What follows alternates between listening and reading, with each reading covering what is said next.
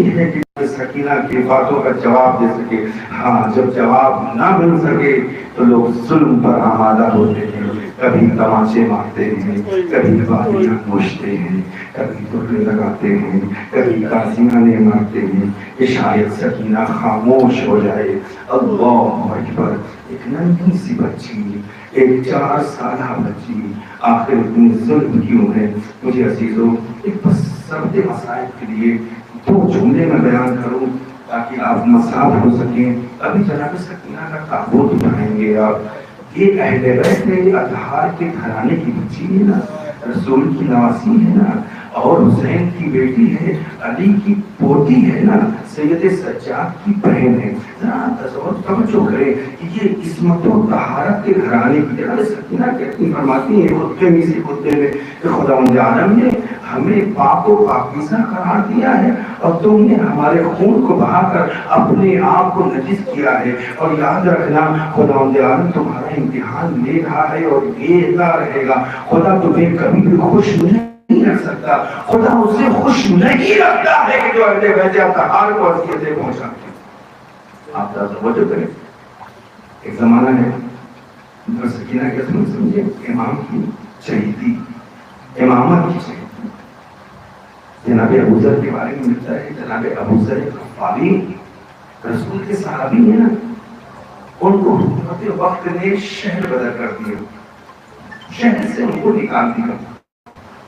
کچھ معاملات الزام لگایا کہ ابوذر جھوٹ بولتے ہیں, جبکہ رسول کی حدیث کیا ہے کہ جو ابوذر کو جھوٹا کہے وہ خود جھوٹا ہو سکتا ہے. ابوذر سے سچا ہوئے زمین پر کوئی نہیں. دیکھیے اسلام کو, یہ تاریخ اسلام کا المیہ ہے کہ رسول جیسا ابوذر جیسا جلیل القدر صحابی, توجہ کیا آپ نے, اس کو مدینہ رسول رسول کے شہر سے نکالا جا رہا ہے. وہ شہر بدل دیا تھا. جب نکالا جانے لگا, جناب ابوذر ہے, آنکھوں میں آنسو ہیں.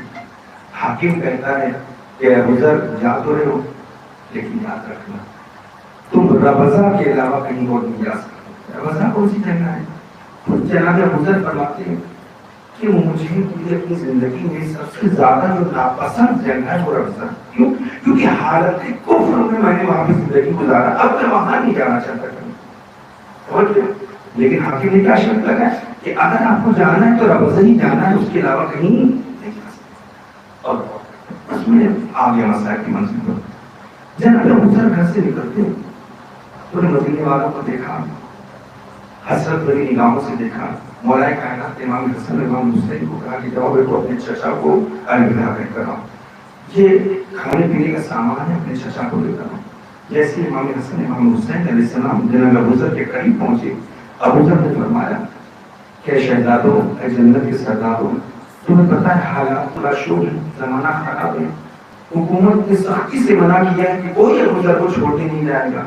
امام حسن کو جلا رہتا ہے, امام حسین کو جلا رہتا ہے. کہا چچا جان کیسی بات ہے, آپ کو ہم چھوڑ رہے ہیں, کسی نے جرأت نہیں ہے کہ جو ہم کو روک سکے, اور آج اگر کسی نے روک لیا تو خون کی ندیاں بہ جائیں گے. اللہ اکبر. ایک مرتبہ مولا امام حسن امام حسین نے سرحد تک لے جا کر الوداع کہا. ابوذر ہے کہ جب ابوذر کے ساتھ ان کی ایک زوجہ ہے, ایک چھوٹی بیٹی ہے, ایک چھوٹا بیٹا ہے, ایک غلام. توجہ کریں, غلام کے بارے میں روایتیں کم کہیں, لیکن جو ہے ایک بیٹی ہے جس کی عمر تقریباً 4 سال ہے, ایک بیٹا ہے وہ بھی کمسن ہے, زوجہ ہے کہ جو بہت زیادہ مریض ہے. بس تو میں نے آپ کی خدمت کو تمام کیا. ابھی آپ ایک تابوت کو اٹھائیں گے جو بڑا بہت ہی زخمی تابوت ہے. وہ بچی کا تابوت ہے جس کا جسم اتنا زخمی تھا کہ جس کا تصور نہیں کر سکتے. اللہ اکبر. خدا جانم آپ کو کوئی مدد ہے. جناب ابوذر ربضہ کی طرف بڑھتے ہیں, صحرا ہے, بیابان ہے. اس صحرا میں پہنچنے کے بعد جناب ابوذر نے نہ رہنے کا مکان ہے نہ کوئی چیز نہیں. جناب ابوذر نے کیا کیا, اپنی بیٹی کی زوجہ کو اطلاع رکھا تاکہ میں ایک چھوٹا سا مکان بناتا تھا, کم از کم ہمارے سر پہ سایہ ہو سکے. اسی مٹی کے ذریعے سے کسی طریقے سے آپ نے ایک چھوٹا سا مکان بنانا شروع کیا. ابھی آپ مکان بنا ہی رہے تھے کہ بیٹی کی وفات ہو جاتی. آپ نے اس کی قبر کو بنایا اور اس کے بعد آپ پھر اپنے کام میں مصروف ہو گئے. 2 دن نہ گزرے تھے کہ آپ کی زوجہ کی طبیعت بہت زیادہ خراب ہوئی اور دیکھتے دیکھتے کہ آپ علاج کرتے دوا کرتے کہاں سے علاج کرے؟ بیابان ہے صحرا ہے، نہ کوئی وہاں پر اپنا پوچھنے والا ہے، نہ کوئی دیکھنے والا ہے، نہ کوئی حکم ہے، نہ کوئی مولوی ہے، نہ کوئی یاور ہے. توجہ کریں. ایک مرتبہ اپنی مرض ختم کتاب نہ لا کر جناب ابوذر کی پوجا در وہیں پر دم توڑ دیتے ان کا انتقال ہو جاتا ہے. اب کون وجہ سے جناب ابوذر ہے اور آپ کی کمسین بچی بچی. اللہ اکبر. کبھی تصور کریں گے آزاداروں تو بہت کیا کریں گے. یہ کون ہے؟ رسول کے صحابی ہیں. رسول کے بہت ہی چہیتے صحابی کا نام ابوذر ہے. کتنی مشکلات ہیں. ادھر کام کر رہے ہیں، بیٹی اکیلی ہے، دل پر ماں کا غم ہے، بھائی کا غم ہے. ادھر باپ ہے کہ جو تنہا ہے. جناب ابوذر کی کچھ طبیعت خراب ہوتی ہے. انہوں نے کچھ محسوس کیا، اپنی بیٹی کو قریب بلایا، کہا بیٹی دیکھو صحرا ہے، بیابان ہے، اکیلا پر ہے، تنہائی ہے، یہاں کوئی اپنا نہیں ہے. لیکن دیکھو جس کا کوئی نہیں ہوتا ہے نا اس کا خدا ہوتا ہے. اہل بیت ہمارے ساتھ ہیں، تم غم نہ کرنا، تم فکر نہ کرنا. تم علی کی چاہنے والی ہو، رسول کی چاہنے والی ہو، فاطمہ کی کرنی ہو، یہ دل میں احساس رکھنا. جناب ابوذر کو سمجھانا چاہتے ہیں، وہ سمجھانا چاہتے ہیں. ایک مرتبہ بیٹی ہر چیز پر کہتی بابا جیسا آپ فرمائے، بابا آپ جو کہیں گے میں اس پر کروں گی. ایک مرتبہ جناب ابوذر نے کہا کہ بیٹی اگر اسی صحرا میں تمہاری ماں کی طرف سے میرا بھی انتقال ہو جائے تو تم کیا کرو؟ بیٹی کے آنکھوں میں آنسو آتے. کہا بابا جان میں نہیں روتی، لیکن مجھے آپ ذرا اتنا بتائیں، لیکن مجھے آپ ذرا اتنا بتائیں کہ اب ماں کا جب انتقال ہو تو مجھے یہ تو سہارا تھا کہ آپ ہیں، لیکن جب آپ چلے جائیں گے تو مجھے کس کا سہارا ہوگا؟ بابا ایسی باتیں نہ کریں. میرا صحرا میں کون مددگار ہوگا؟ یہاں پہ کون میری مدد کرنے والا ہوگا؟ تو بس اللہ میں نے ذہن تمام کیا کون مدد کرنے والا ہوگا. جناب ابوذر سمجھا رہے کہا کہ بیٹا غم نہ کرنا، میں رسول کا صحابی ہوں، رسول مجھے بہت چاہتے تھے، پوری دنیا مجھے ابوذر کے نام سے جانتی ہے. بیٹا اگر خدا نہ خواستہ ہر ایک کو موت آنا ہے، مجھے موت آ جائے اس صحرا میں تو غم نہ کرنا. دیکھو ایسا ہے کہ تم اس چوراہے پر جا کر کھڑی ہونا، یہاں سے شام سے قافلہ آتا ہے، مدینے سے قافلہ آتا ہے، کوفے سے قافلہ آتا ہے، بصرہ سے قافلہ آتا ہے. کوئی بھی قافلہ آتا ہوا نظر آئے گا نا، اگر وہ مسلمان ہوگا تو اس سے یہ کہو گی کہ میں رسول کے صحابی کی بیٹی ہوں، تو کوئی بھی تم کو تنہا نہیں چھوڑے گا. وہ مجھے دفن کریں گے لیکن وہاں سے چلانا پڑیں گے. بس میں نے پڑھ لیا مجلس، آپ کی آنکھوں میں آنسو آ گئے. دیکھتے دیکھتے جناب ابوذر کی آنکھیں بند ہو بیٹی نے بہت گریا دیا، آنسو بہائے، روتے رہی. لیکن باپ کی وصیت یاد آ گئی. ایک مرتبہ جا کر اس چوراہے پر کھڑی ہو گئی. بس عزادار ہو جیسے چوراہے پر کھڑی ہوئی دیکھا دور سے قافلہ آ رہا ہے. آواز دیے قافلے والوں رکو، میں رسول کے صحابی کی بیٹی ہوں. قافلہ نزدیک آیا، نزدیک آیا، نزدیک آیا. ایک مرتبہ بیٹی کے پاس آ کر رک گیا. پوچھا کون ہو؟ کہا ابوذر کی بیٹی ہوں. ابوذر کو جانتے ہو؟ قافلہ سالار نیچے اترا. اترنے کے بعد بیٹی کو آموش میں اٹھایا. اٹھانے کے بعد کیا بیٹی کیا ہوا؟ کہا ابوذر کو میرے بابا کا انتقال ہو گیا. سارے قافلے والوں کو نیچے اتارا گیا. سارے قافلے والے اترے بڑے اہتمام سے، بڑے اہتمام سے. ایک مرتبہ جناب ابوذر کو اسی صحرا میں غسل کا انتظام کیا گیا. غسل دیا، بہت ہی اچھے طریقے سے کفن پھیلایا. کفن پھیلا کے نماز جنازہ کی. قبر بنائی، قبر بنا کر دفن کیا گیا. قبر آمادہ ہو گئی. عزاداروں قافلہ جانے کے لیے آمادہ ہونے لگا. قافلہ سالار نے کہا جب ہمیں اپنا سفر جاری رکھنا ہے، قافلہ جانا ہی چاہتا تھا. ایک مرتبہ بچی باپ کی قبر پر لٹی ہوئی بیان کر رہی تھی، گریا کر رہی تھی. قافلہ سالار نے دیکھا بچی تو باپ کی قبر پر بیٹھی ہوئی ہے.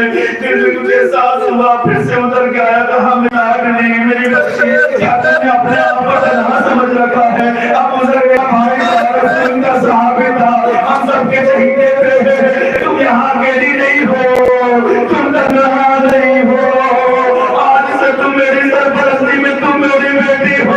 بڑا پیار کیا آپ نے ساتھ لے کر گئے. میں یہی تو کہتا ہوں وہ رسول کا صحابی ہے، ان کی بیٹی ہے. چاہنے والوں نے کسی نے نماز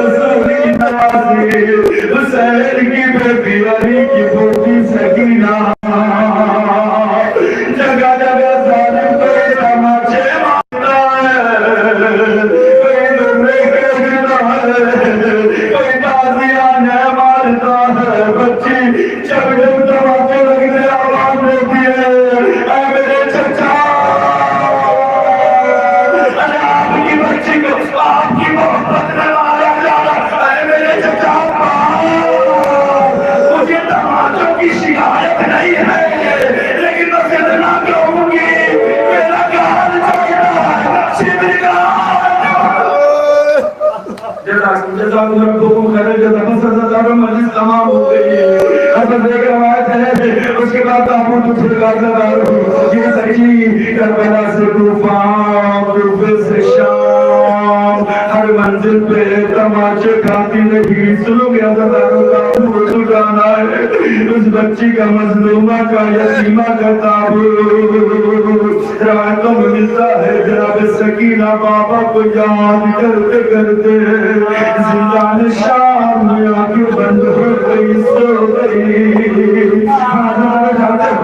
ایک شام یہ سکینہ ہے جو شام کے دربار میں ہے نا سارے شام کے بچوں کو جمع کرتی ہے. شام کے بچے آتے ہیں نا آنے کے بعد سکینہ حضرت کربلا کی کہانی بتاتی ہے. میرا سگر ایسا تھا میرا بندہ جوان تھا اس کے سینے پہ اچھی لگی. بچے لائے تو گھروں پر کہانیاں سناتے تھے. ماں جب سنتی تھی نا تو دیا کرتی یہ کون کس کی بات ہے کرتی ہو تو وہ آ کر اچھے بیان کرتے ہیں. پوچھتے تھے سکینہ سے کہ اکبر کون یہ اصغر کون یہ قاسم کون. جناب سکینہ کرتی نہیں پہچانا یہ میرے بابا حسین کے فرزند. جا کر یہ تبھی کا طریقہ تھا کربلا کا پیغام پہنچانا تھا. ایسا ڈالو جب یہ کہانیاں سنا روز بچوں کی عادت ہو گئی تھی وہ زندان شام کے پاس آ کر بیٹھتے تھے. سکینہ کہانی سناتی تھی شام کے بچے کہانیاں سنتے تھے. ایسا ڈالو ایک دن بچے آ کر انتظار کرتے رہے بیٹھے رہے. اب وہ بچے آئے بڑی دیر ہو گئی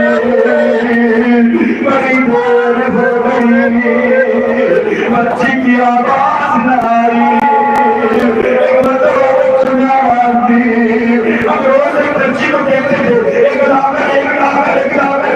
اگر زندان سے نکلتا ہے بچوں نے پوچھا آپ کون ہے کہاں میں سید شجاع کہاں کیوں آئے ہو تم لوگ. ایک بار بچے کہتے ہیں یہاں پر ایک ننھی سی بچی ہوتی تھی جس سے ہماری دوستی ہو گئی تھی. آج وہ نہیں دکھ رہی ہے وہ بچی کہاں چلی گئی. سید سجاد سکینہ وہ بچی کہاں چلی گئی. شام کے جزاکم ربکم خیر الجزاء. خدا کوئی رب نہ دے. پوری تاریخ میں آپ اٹھا کر دیکھیں نا صرف 3 جنازے ہیں کہ جن کو غسل دینے کے وقت غسل دینے والا چیر کر رویا ہے. اللہ جانتے ہو ایک جناب زہرا کا جنازہ ہے. جب علی غسل دینے لگے تو چیخے مار کر روئے. سلمان نے پوچھا یا علی کیوں کیا. ایک بار جو مولا نے فرمایا سلمان نہیں پتا میری زہرا کی پسلیاں ٹوٹی تھی. ایک آپ نے بیمار کی جہاں پہ آپ کی مقابات کی شہادت ہوئی ہے مولا امام باقر نے غسل دیا تو پھر آپ چیک کر رہے. صحابی نے پوچھا مولا باقر نے فرمایا پیسے نہ رو میرے بابا کا ساتھ مرنے کے بعد بھی حملہ ہوا.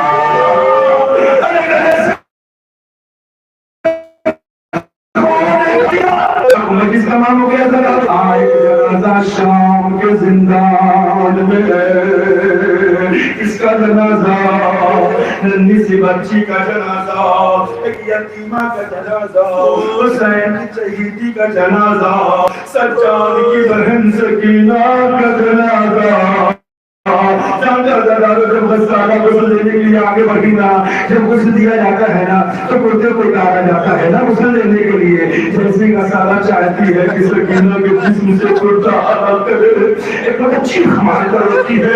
زینب آگے بڑھی غسالہ کیا ہوا یہ وہ کیوں نہیں ہو چیز کیوں آتی ہو تو غسل کیوں نہیں دے گی. غسالہ کہتی ہے بی بی ذرا مجھے سچ بتائے کیا اس بی بی کو کوئی مرض تو نہیں تھا. زینب طلب گئی سجاد نے غسل دیا. سجاد زینب کے قریب آئے آواز نے پوچھی اماں غسالہ سے کہے میری بہن سکینہ کو کوئی مرض نہیں تھا. غسالہ کہتی بھی پڑتا جسم کا حصہ کیوں بن گیا جسم سے نکل کیوں نہیں رہا ہے. ایسا داروں کا دینا پھیل جاتا ہے. ایک بڑا سجاد کہتے ہیں غسالہ جب شام کے راستے میں میری بہن سکینہ اونٹی بلندی سے زمین پر گری. تجھے پتا ہے شمر نے اونٹی کی پشت پر میری سکینہ کو کس کر رسول سے بات اونٹی کا چل جانا. سکینہ